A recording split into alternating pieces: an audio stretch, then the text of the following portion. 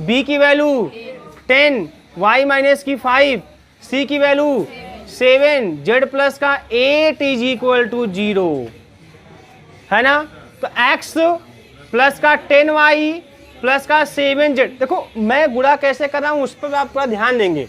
मैं पहले x y z को लिख ले रहा हूँ, इससे एक स्टेप आपको कम पड़ जाएंगे, है ना। अब बेवजह जो है बैलों की तरह खाली गुणा करके फिर यहाँ करके फिर आगे फिर उसको लगे इकट्ठा करने, ये सब मत करिएगा, है ना। डायरेक्टली पहले फर्स्ट टर्म, है ना। नेक्स्ट आइए -2 माइनस का 50 माइनस का 52 अब प्लस का 56, तो प्लस का 4 इज इक्वल टू 0। आइए इसको चेक कर लेते हैं, है ना। चेक कर लेते हैं कैसे। आप एग्जाम में ये ऑप्शन दे देगा, ये क्वेश्चन दे देगा, है ना। तो क्या करना है आपको, इसको सेटिस्फाई कराते हुए देखना है भैया। मान लीजिए पहला ऑप्शन यही दे दिया, तो 2 और प्लस का 50 52 और माइनस का 56 और प्लस का 4, है ना, सेटिस्फाई हो जाएगा, 0 आ जाएगा। और ये देख लीजिए 2 × 1 2 माइनस 3 × 10 माइनस का 30 और 4 7 या 28 और प्लस पहले वाला 2 30 प्लस और ये माइनस, सेटिस्फाई। इसको भी करेंगे 4 × 1 4 और 1 × 10 मतलब 14 और -2 × 7 माइनस का 14, सेटिस्फाई हो गया। ऑप्शन सही पहला टिक, तीनों भाड़ में गया, बचा शेष, है ना। कर लेंगे, बस यही काम करना है। आपको जो ऑप्शन देंगे चारों एग्जाम में, उसमें से लगभग चारों ऑप्शन कुछ ना कुछ कंडीशन सेटिस्फाई करेंगे। बात समझ में आ रही ना।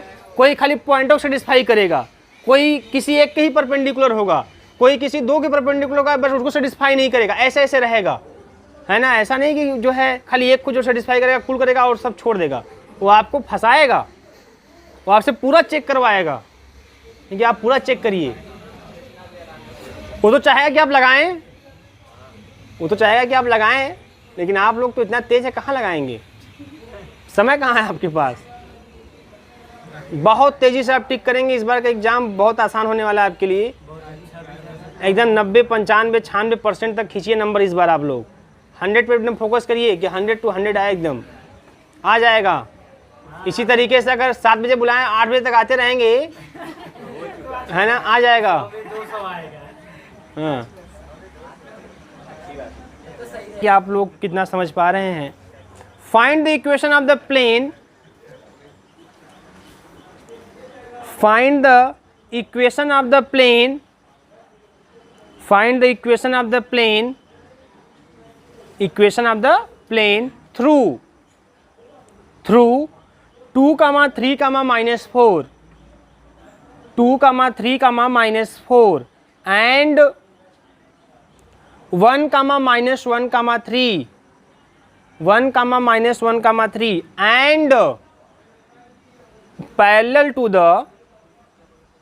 and parallel to the x-axis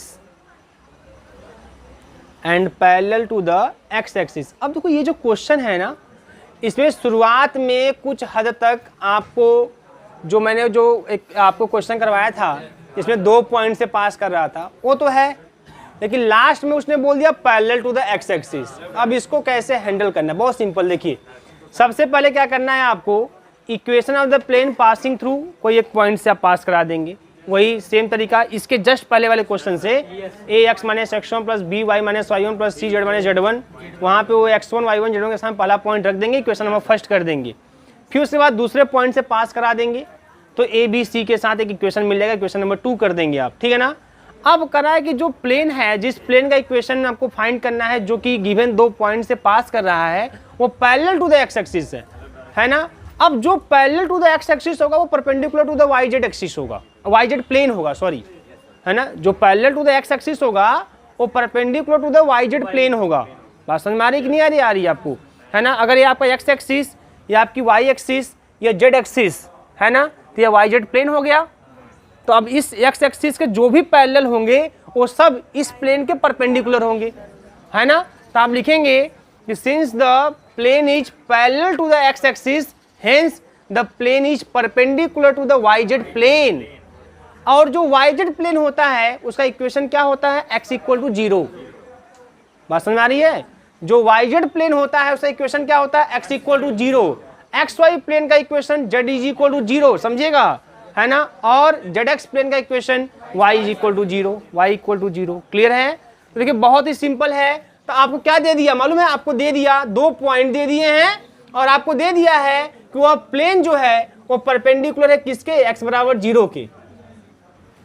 वो पैरेलल है एक्स एक्सिस के, तो परपेंडिकुलर है वाई जेड प्लेन के, और वाई जेड प्लेन का इक्वेशन होता है एक्स इक्वल टू 0। इसका मतलब परपेंडिकुलर है एक्स इक्वल टू 0 के, है ना। मतलब क्या? 1 into x plus 0 into y plus 0 into z is equal to 0, इसके परपेंडिकुलर है। तो एकदम इसके पहले वाला क्वेश्चन ठीक ऐसा बन गया। देखो ये प्लेन हो गया हमारा, ये प्लेन का इक्वेशन हो गया जिसके ऊपर परपेंडिकुलर है और 2 पॉइंट आपको दिए गए हैं। क्लियर है कि नहीं? है ना। तो यहां से आप जब गुणा करेंगे तो यह ए बी सी का काम करेगा, बी भी 0 सी भी 0। क्लियर है? तो करिए, तुरंत बताइए, एकदम सेम तरीके से लिखिएगा कि given plane is parallel to the x axis hence perpendicular to the y z plane, और वाई जेड प्लेन का जो इक्वेशन होता है वो एक्स इक्वल टू 0 होता है। तुरंत सॉल्व करिए आप।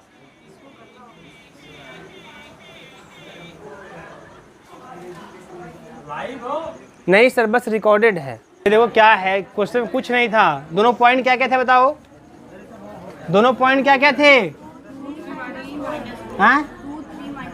2 3 माइनस 4। दूसरा और अगला पॉइंट 1 माइनस 1 प्लस 3, यही ना। अब देखो बहुत सिंपल है, इक्वेशन जो है वह इन दोनों से, प्लेन का इक्वेशन इससे पास कर रहा है। तो ए एक्स माइनस का 2 प्लस बी वाई माइनस का 3 प्लस सी जेड प्लस का 4 is equal to 0, equation number first. इससे भी पास कर रहा है।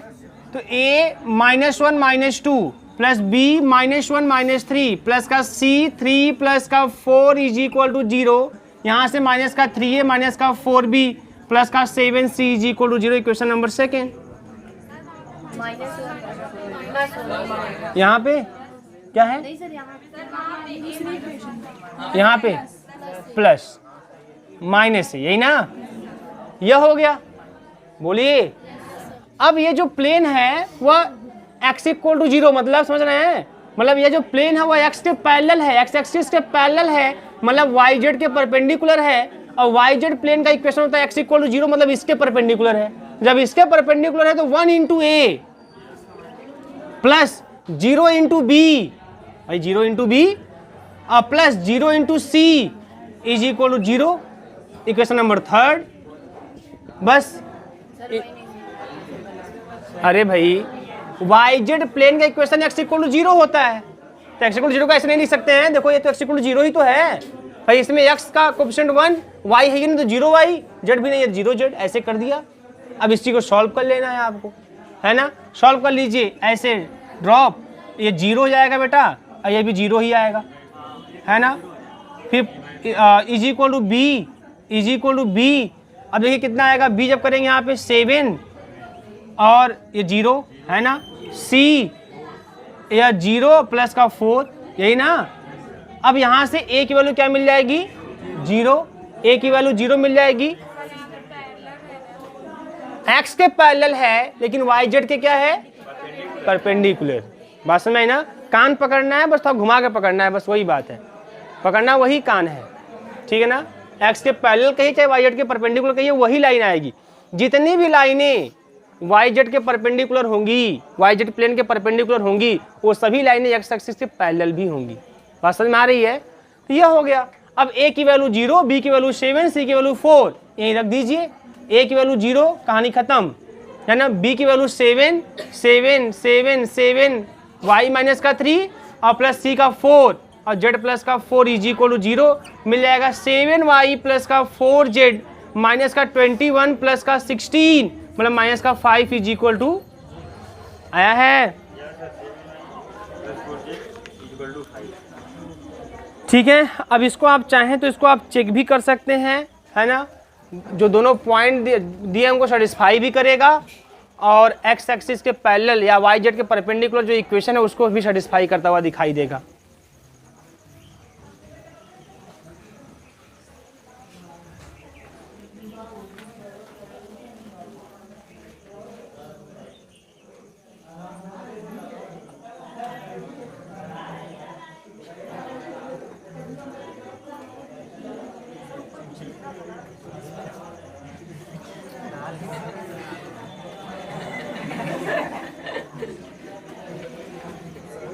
ऐसा मत करिए। Find the equation of the plane, find the equation of the plane, find the equation of the plane through the intersection of the plane, through the intersection of the plane, through the intersection of the plane, x plus y plus z is equal to 1, x plus y plus z is equal to 1, x plus y plus z is equal to 1, and 2x plus का 3y minus का z, 2x plus का 3y minus का z plus का 4 is equal to 0, plus का 4 is equal to 0, and which is parallel to the, and which is parallel to the, and which is parallel to the x axis, which is parallel to the x axis, parallel to the x axis. ठीक है, अब देखिए थोड़ा सा इसमें आपको नया कुछ दिखाई दे रहा है।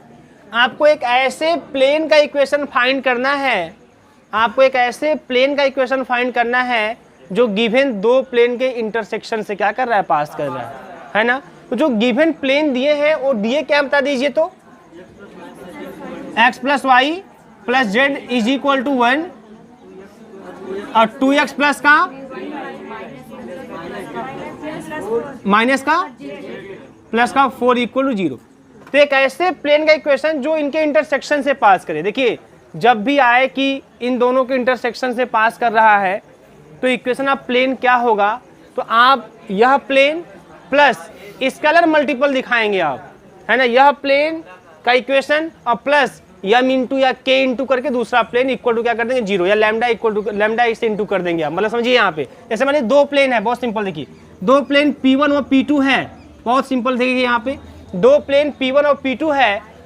तो एक ऐसे प्लेन का इक्वेशन जो इसके इंटरसेक्शन से पास करे उसका इक्वेशन होगा P1 प्लस का lambda P2 is equal to 0। This is the equation of plane, है ना, passing through the intersection of the given plane P1 and P2। बात समझ में आ रही है। तो इसी लैम्डा से आपको मल्टी, लैम्डा क्या है, एक स्केलर है, लैम्डा क्या है आपका एक स्केलर है। बात समझ में आ रही है। अब चाहे लैम्डा करो, चाहे यम करो, चाहे कोई भी ऐसे ए बी सी कुछ भी लिख सकते हो, कोई दिक्कत नहीं है। बात समझ में आ रही है। तो चलिए देखिए क्या करना है, बहुत ही सिंपल है। तो लिखेंगे इक्वेशन ऑफ प्लेन, ये आप दिमाग में भर लीजिएगा, जब दो प्लेन ऐसे दे तो उसके इंटरसेक्शन का, है ना, उसके इंटरसेक्शन से पास होने वाले प्लेन का इक्वेशन हम इसी तरीके से लिखेंगे। तो equation of plane passing through intersection of given plane, ठीक है ना, लिख देंगे ना आप लोग, गिवन प्लेन। बाद में पूछना मत है क्या लिखा गया है जी निशान, ये गिवन है प्लेन।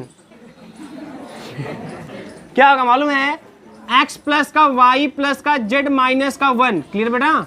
अब प्लस का चाहो तो लैम्डा ही कर लो, 2x प्लस का 3y माइनस का z प्लस का 4, सबको एकदम ट्रांसफर कर लिया कीजिए, है ना, और इज इक्वल टू 0। ये जाएगा equation of the plane passing through the intersection of the given plane, है ना। अब इसको थोड़ा सा अरेंज कर लेंगे, बहुत ही सिंपल। 1 प्लस का 2 लैम्डा x और प्लस 1 प्लस का 3 लैम्डा y और प्लस 1 माइनस का लैम्डा z, है ना, और प्लस का 4 लैम्डा माइनस का 1 इज इक्वल टू, है ना, भाई माइनस का 1 प्लस का 4 लैम्डा चाहे 4 लैम्डा माइनस का 1, क्लियर है। यह हो जाएगा। अब ये जो प्लेन है, ये जो प्लेन आया है, यह प्लेन इनके इंटरसेक्शन से पास कर रहा है, लेकिन किसी और के क्या है, पैरेलल है ना, पैरेलल है, वही सेम कंडीशन। तो हाँ, इस इक्वेशन में फर्स्ट कर लेते हैं। तो प्लेन फर्स्ट, जो प्लेन फर्स्ट है is parallel to the x axis, लो लिख देता हूं इस बार, parallel to the x axis, hence perpendicular to the YZ plane, that is perpendicular to the, तो YZ प्लेन का इक्वेशन क्या, x इक्वल टू 0, तो 1 इंटू एक्स प्लस का 0 इंटू वाई प्लस का 0 into z is equal to 0, इसके perpendicular. तो जब इसके परपेंडिकुलर बेटा देखो यहाँ पे a 1 plus 2 lambda, b 1 plus 3 lambda, c 1 minus का लैम्डा, और यहाँ पे a 1, यहाँ पे b 0, यहाँ पे c 0, तो जाएगा कितना 1 प्लस का 2 लैम्डा, है ना, 0 खत्म कहानी, 0 खत्म कहानी is equal to 0। a1 a2 plus b1 b2 plus c1 c2 is equal to, then you get lambda is equal to minus का हाफ। अब कुछ नहीं करना है, putting the value of lambda in equation first and you get your answer. छाप लीजिए।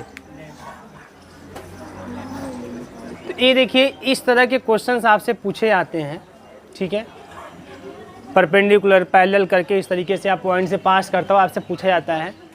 अब देखिए कुछ ऐसे क्वेश्चंस के बारे में हम बात करने जा रहे हैं जो कभी कभार आपके एग्जाम में आता है, कभी कभार आता है, लेकिन रहता है बहुत ईजी। अगर आप उसको छोड़ देंगे तो फिर जो है एग्जाम मान लीजिए आ जाएगा तो आपके लिए फिर समस्याएं खड़ी हो जाएंगी, और बाद में जब आप जान जाएंगे क्या ऐसे ही करना था तो पछताएंगे भी आप। ठीक होता है ना, कोई क्वेश्चन हम छूट जाता है, नहीं पढ़े जाते हैं, नहीं करते, ठीक है कोई बात नहीं, लेकिन बाद में लगा यार तो ऐसे ही था, तब बहुत पछतावा होता है। तो ऐसे कुछ क्वेश्चन को हम देखने जा रहे हैं, ध्यान दीजिएगा क्या है। अच्छा, अब कुछ चीज़ें, ये कॉन्सेप्ट की बात यही है, कुछ ऐसे बहुत से क्वेश्चन आपको मिल जाएंगे जो केवल और केवल क्लास 10th के कॉन्सेप्ट पे इसके 25% क्वेश्चन सॉल्व कर देंगे बिना पढ़े। जैसे इसमें देखो क्या क्या है, इसमें कई क्वेश्चन ऐसे हैं जो मैं तो चाहता हूँ बताऊँ ना आपको, है ना, क्वेश्चन नहीं कैसे लगाते हो ना बताऊँ, क्योंकि वो इतना इजी है कि आप मेरे हिसाब से आपको कर लेना चाहिए। फिर भी है ना, हल्का सा हम उस पर प्रकाश डालते हैं, ध्यान दीजिएगा, ध्यान दीजिए पहले भैया। जैसे मान लीजिए आपको दे दिया कोई पॉइंट और कोई प्लेन का इक्वेशन, एक पॉइंट दे देगा और एक प्लेन का इक्वेशन दे देगा, बात नहीं पीछे, ये कुछ नहीं है, बहुत इजी है, समझ लीजिए, है ना। एक पॉइंट दे देगा और एक प्लेन का इक्वेशन दे देगा और कहेगा find the distance between the point and the plane, है ना। पॉइंट और प्लेन के बीच का डिस्टेंस आप क्या कीजिए, फाइंड कीजिए, ज्ञात कीजिए। मुझे बताएं आप कैसे ज्ञात करेंगे। किसी पॉइंट और किसी प्लेन के बीच का डिस्टेंस निकालना है, कैसे आप फाइंड करेंगे।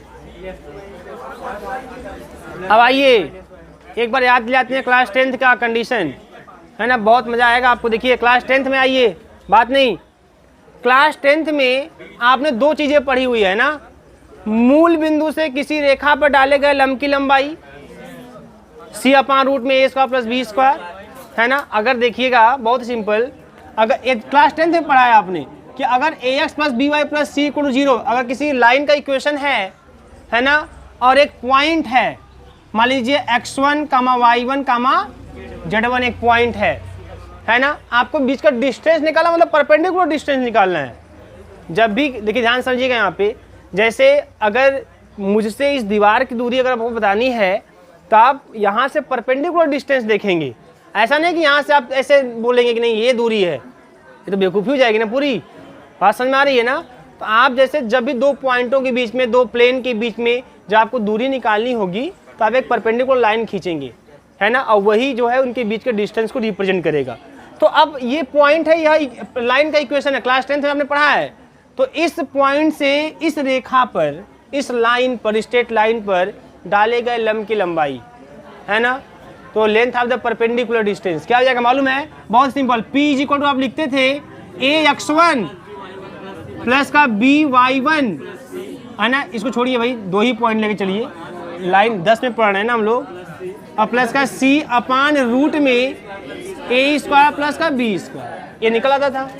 और जब यही मूल बिंदु से करते थे आप लोग तो यही रख देंगे 0 0, तो मिलता था P = c/रूट में a² प्लस b²। ठीक है बेटा, यही सेम चीज आपको यहाँ भी ऐसे क्वेश्चन आपके एग्जाम में आएंगे तो बहुत आपको आश्चर्यचकित होने की जरूरत नहीं है, उसका भी दोष नहीं है। वो क्वेश्चन यहाँ भी बनेगा भाई, भले ही वो 3D होगा, वो यहाँ भी बनेगा, लेकिन है कॉन्सेप्ट तो वही। यहाँ भी आपको ऐसे कोई पॉइंट दे देगा 2, 3, 4 और एक प्लेन का इक्वेशन दे देगा जेड के टर्म में, जेड भी रहेगा वहाँ पे, है ना। मान लीजिए 3x प्लस का 4y प्लस का 5z, है ना, और प्लस का 9 = 0 दे दिया।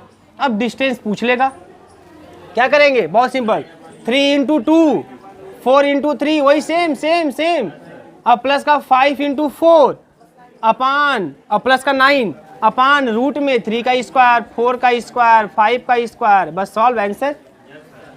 बोलिए, है ना, कर सकते हैं एकदम, है ना। ओरिजिन से कहेगा तो वही कांस्टेंट टर्म अपान एक्स का कोएफिशिएंट का स्क्वायर रूट में वाई के कोएफिशिएंट का स्क्वायर प्लस जेड के कोएफिशिएंट का स्क्वायर। ऐसा भी कह सकता है, दो प्लेन दे देगा आपको, दो प्लेन का इक्वेशन दे देगा, बहुत सिंपल, दो प्लेन का इक्वेशन दे देगा। ऐसे मान लीजिए एक प्लेन दे दिया, यह एक प्लेन है ना, एक प्लेन और दे दिया, करा इसके बीच का डिस्टेंस निकालो, इसके बीच का डिस्टेंस निकालो। क्या करोगे, देखो मालूम क्या करोगे, बहुत सिंपल, एक पॉइंट अपने से ले लोगे, एक पॉइंट अपने से ले लोगे आप। जब इनके बीच का डिस्टेंस निकालना है तो एक पॉइंट अपने से ले लोगे। अब अपने से अगर कोई पॉइंट लेना है, सबसे आसान है कि आप ओरिजिन लीजिए, उससे अच्छा तो भाई कोई नहीं है, एकदम तुरंत कैलकुलेशन लीजिए, तो आप ओरिजिन ले लीजिए 0 0 0, क्लियर है। और इसी ओरिजिन से इस पर भी परपेंडिकुलर डाल दीजिए, निकल जाएगा तुरंत भाई। इससे परपेंडिकुलर ऐसे ही निकालेंगे, 0 सी अपान करके, सी अपान रूट में A square plus B square plus C square, काम खत्म। बात समझ आ रही है ना। लेकिन ये सी कांस्टेंट टर्म वाला है और ये A B C x y z के कोएफिशिएंट हैं, क्लियर है। अब इसके बाद ये आपको लेंथ हो जाएगा मान लीजिए P1, फिर इसी पॉइंट से आप इस प्लेन पे भी परपेंडिकुलर ड्रा कर दीजिए, ये हो जाएगा P2, क्या हो जाएगा P2। अब इनके बीच का डिस्टेंस निकालना है, साफ है साफ P2 में से P1 घटा दो, बात समझ आ रही है। तो जब दो प्लेन का इक्वेशन दे देगा, है ना, उनके बीच का डिस्टेंस पूछेगा, तो आप ओरिजिन से दोनों पे परपेंडिकुलर ड्रा कीजिएगा और परपेंडिकुलर लाइन का लेंथ निकालिएगा, एक को P1 एक को P2 बोलिएगा, और फिर जब दोनों प्लेन के बीच का डिस्टेंस बोलना होगा तो आप मॉड में P1 माइनस P2 कर दीजिएगा, है ना, मॉड में, है ना। घबराने की जरूरत नहीं है, कौन अधिक कौन कम भाड़ में जाए, कोई मतलब नहीं है, बात समझ में आ रही है ना। हाँ, एक में से दूसरा घटा दीजिएगा और लेंथ हमेशा पॉजिटिव ही दिखाएंगे, पॉजिटिव आ जाएगा, क्लियर है ना। कर सकते हैं कि नहीं बताइए, क्या जी निशान। मैम क्लास 10th है भाई, कुछ नहीं है। अब आते हैं हम लोग यहाँ के कुछ और टॉपिक पर। एक टॉपिक इंक्लूड है आपकी इसमें, ध्यान रखिएगा, ये नहीं बता दिया काम खत्म हो गया, सुन लिया काम खत्म हो गया। ये टॉपिक आप अपने सिलेबस में मेंशन करके चलेंगे कि हमको ये भी पढ़ना था, हमने पढ़ लिया, ठीक है। अब इससे रिलेटेड क्वेश्चन आप अपने बुक में या कहीं भी उठाइएगा, देखिएगा, मिलेगा आपको, आप करिएगा, बात समझ में आ रही है।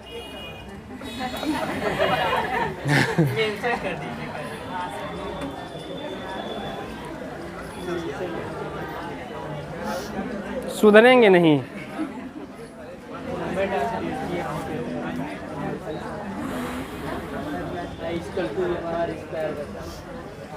लिखिए भैया, लिखिए, लिख लीजिए आप लोग।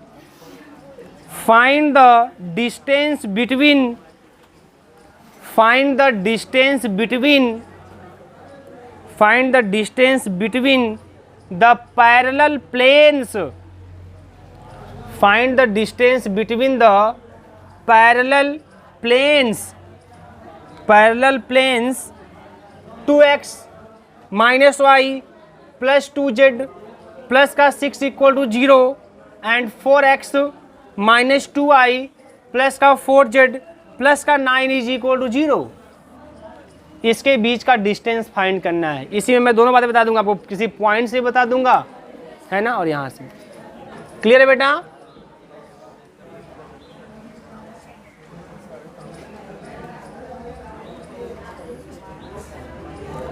ठीक है, इनके बीच आपको क्या निकालना है, डिस्टेंस। तो क्या करेंगे आप ओरिजिन से दोनों पर परपेंडिकुलर ड्रा कर दीजिए।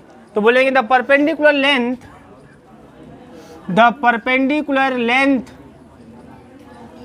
From 0 0 0 to plane 2x minus का y प्लस का 2z प्लस का 6 इज इक्वल टू 0 इज, क्या होगा, तो P1 बोल दीजिए बेटा, तो डायरेक्टली लिख दूँ 6 अपान, ओरिजिन है ना, पानी पी लीजिए, बोल, उसके बाद आपका ही नंबर है बोलने का, यहाँ पे खड़ा होकर 6 अपान रूट में कितने जाएगा, यहाँ पे 2 का स्क्वायर 4, फिर -1 का स्क्वायर प्लस का 1 प्लस का 4 मिल जाएगा 6 अपान 3, मतलब 2 मिल गया, क्लियर है। फिर सेम वे में परपेंडिकुलर लिख लेंगे ना, perpendicular length from 0 0 0 to plane है ना, 4x माइनस का 2i प्लस का 4z प्लस का 9 इज इक्वल टू 0 इज क्या होगा, P2 इज इक्वल टू 9 अपान, बोलिएगा 9 अपान रूट में 4 का स्क्वायर 16 प्लस का 4 प्लस का 16, बोलो भैया कितना हो गया, 9/6 मीन्स 3/2।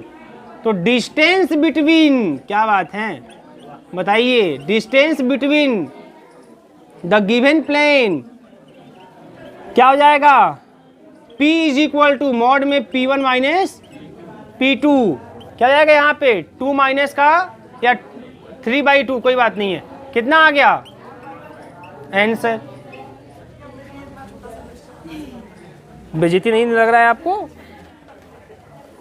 हैं?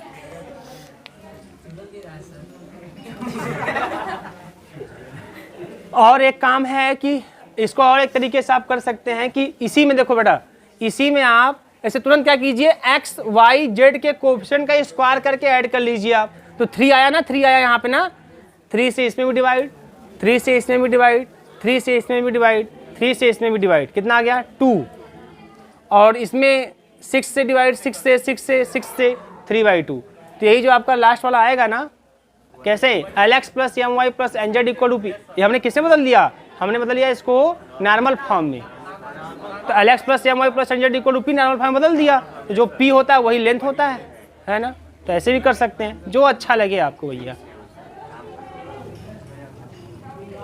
अच्छा तो कोई नहीं लग रहा हो ना, कौन पढ़ेगा इतना,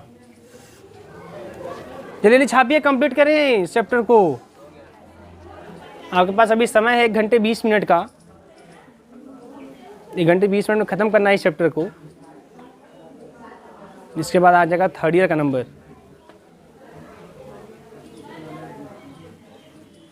आज 3rd ईयर का मैथ ख़त्म कर देंगे, कुछ है ये नहीं है, सही में ख़त्म कर देंगे, एक पेपर आज ख़त्म हो जाएगा हैं?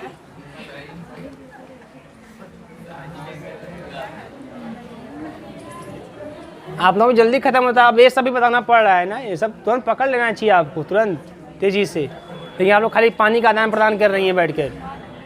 नेक्स्ट लिखिए भैया, अब आप लोग लेट मत करिए। जी जी जी जरूर बोलते हैं हम। हेडिंग करिए पेयर ऑफ प्लेन्स, हाँ पेयर ऑफ प्लेन्स, नहीं हेडिंग है मान लीजिए, pair of planes, pair of planes.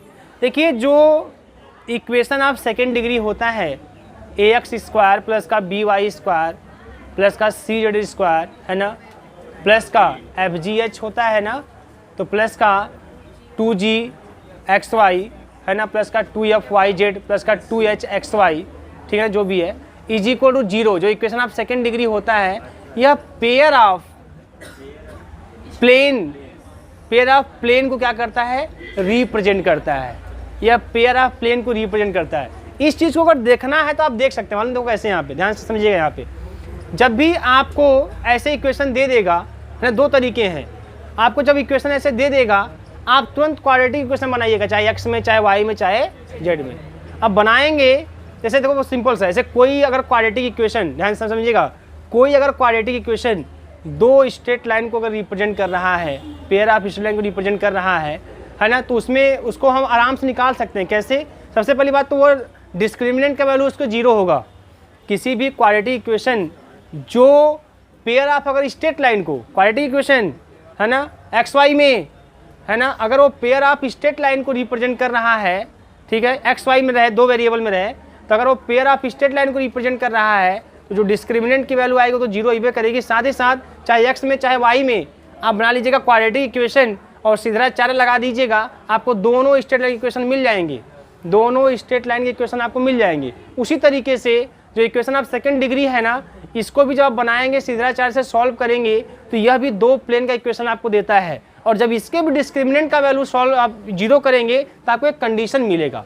Generally जब सॉल्व करेंगे तो कंडीशन मिलेगा है ना, और उसी कंडीशन से हम बताते हैं जब भी कोई आपको इक्वेशन देगा बोलेगा कि बताइए यह पेयर ऑफ प्लेन को रिप्रेजेंट कर रहा है कि नहीं कर रहा है, उस कंडीशन को सेटिस्फाई करेंगे। अगर किया तब तो ठीक है, अगर नहीं किया तो नहीं रिप्रेजेंट करेगा। बात समझ में आ रही है। और उनके बीच का एंगल भी निकालने का फार्मूला है। ये सब बहुत ही रियरली पूछे जाते हैं, बट इनको मैं एक एक क्वेश्चन करवा देता हूँ दोनों पे, ठीक है। तुरंत आप लिखिए पहले हेडिंग के ना, pair of planes.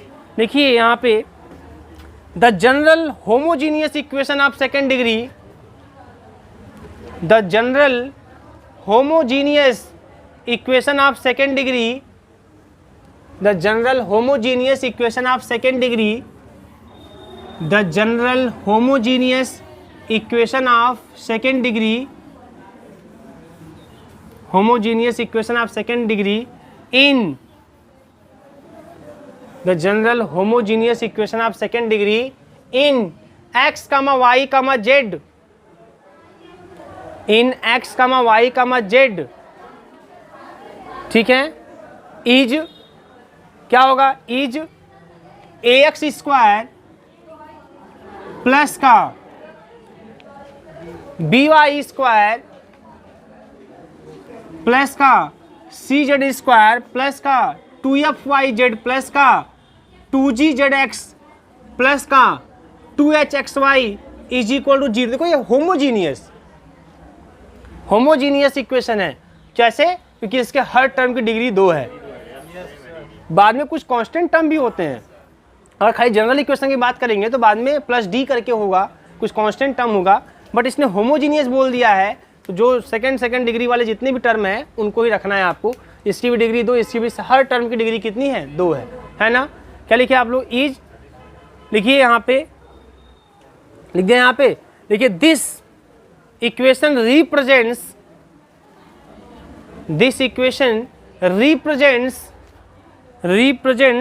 a pair of planes represents a pair of planes if ABC plus का 2FGH माइनस का AF स्क्वायर माइनस का BG स्क्वायर माइनस का CH square is equal to, कुछ याद आ रहा है आप लोगों को, ठीक है। ABC प्लस का 2FGH माइनस का AF स्क्वायर माइनस का BG स्क्वायर माइनस का CH square is equal to 0। ये कंडीशन है, ठीक है, ये कंडीशन आप इसको ऐसे घेर भी सकते हैं भैया। हाँ, पैराग्राफ चेंज, देखिए एंड द एंगल बिटवीन